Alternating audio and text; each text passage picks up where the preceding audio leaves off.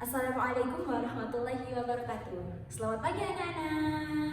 Apa kabar kalian semuanya? Sebelum kita memulai kegiatan kita pada hari ini, alangkah lebih baiknya kita untuk berdoa terlebih dahulu. Bismillahirrahmanirrahim. Raditu billahi rabbah wa bil islami dina wa bil muhammadin nabiyya wa rasulah. Rabbi zidni ilma warzuqni fahma. Amin. Oke, kita akan menyanyikan lagu Garuda Pancasila.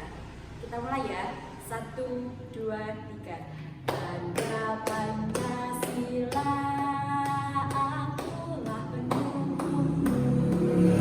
Ayo proklamasi, sedia berkorban untukmu.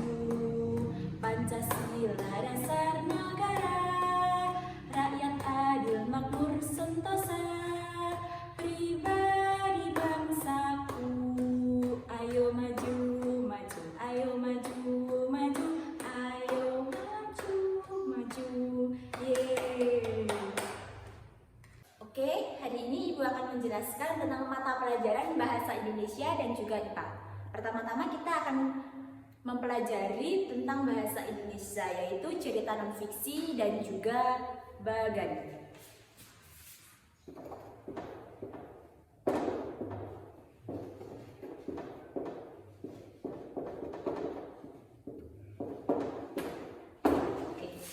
Cerita non fiksi. Oke anak-anak, di sini ada yang tahu apa cerita non fiksi itu? Ya silahkan Putri. Ya benar. Namun jawabannya kurang sedikit saja. Ibu akan menjelaskan ya cerita non fiksi itu apa. Cerita non fiksi adalah karangan yang bersifat objektif yang berdasarkan tentang kenyataan dan juga fakta. Sumber ide dari sebuah karangan non fiksi adalah pengamatan, pengalaman serta penelitian yang diproses sedemikian rupa sehingga menjadi sikap dan keyakinan.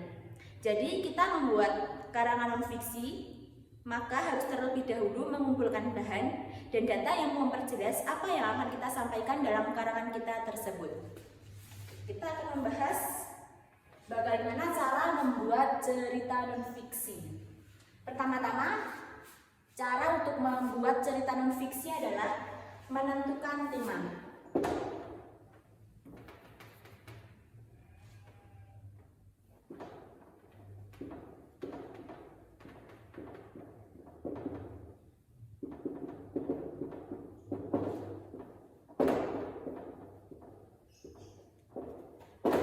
Yang kedua adalah merumuskan tujuan.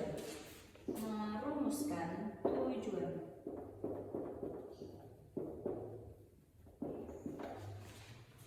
Lalu yang ketiga adalah mengumpulkan dan menganalisis data. Menganalisis data.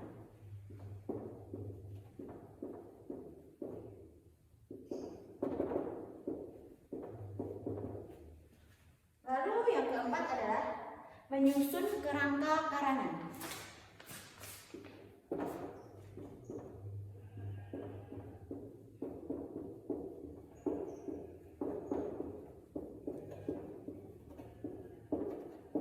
Lalu yang terakhir adalah menyusun paragraf.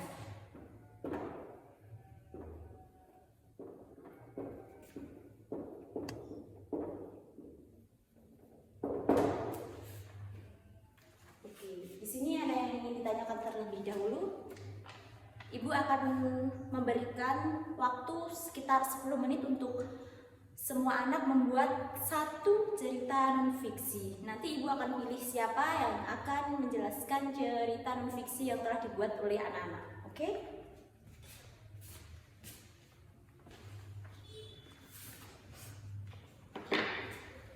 Silahkan lagi untuk menyampaikan apa yang telah dibuat cerita non-fiksi.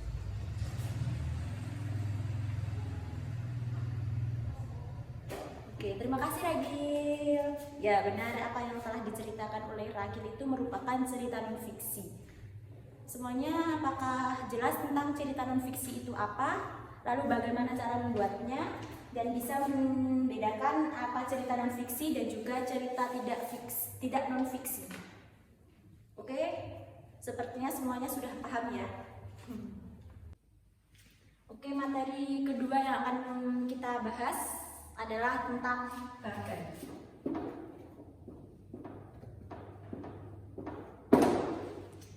Ada yang tahu bagan itu apa? Silakan. Ya, benar. Bagan adalah gambar rancangan yang digunakan sebagai alat peraga untuk menyajikan sebuah data. Ya, anak-anak. Di sini Ibu akan mencontohkan salah satu bagan. Kita ambil bagan organisasi kelas ini ya. Oke, untuk kotak yang pertama adalah ketua kelas. Yang selanjutnya adalah wakil ketua. Yang ketiga adalah sekretaris.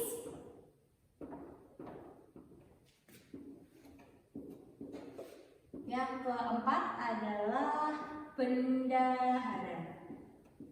Lalu diikuti dengan seksi-seksi yang ada di kelas ini.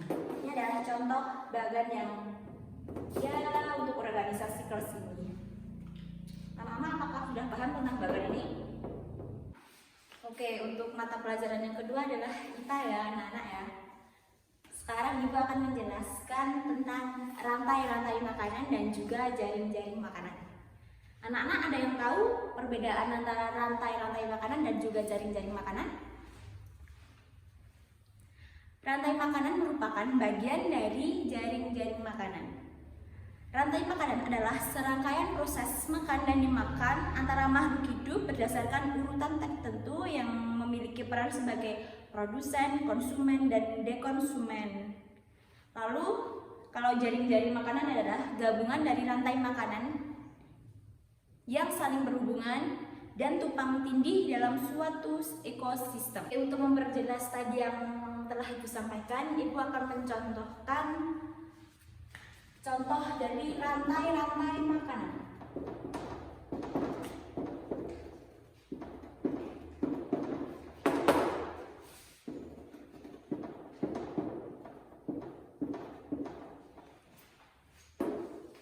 Ibu akan mencontohkan dari ekosistem sawah. Tumbuhan sebagai organisme autor yang menghasilkan makanan berupa nektar bunga. Kupu-kupu sebagai pemakan, katak menangkap kupu-kupu untuk dimakan, lalu ular memburu katak untuk dimakan, dan elang memakan ular. Anak-anak, apakah sudah paham dari rantai-rantai makanan ini yang telah Ibu contohkan dari ekosistem sawah? Baik. Yang kedua adalah tentang jaring-jaring makanan.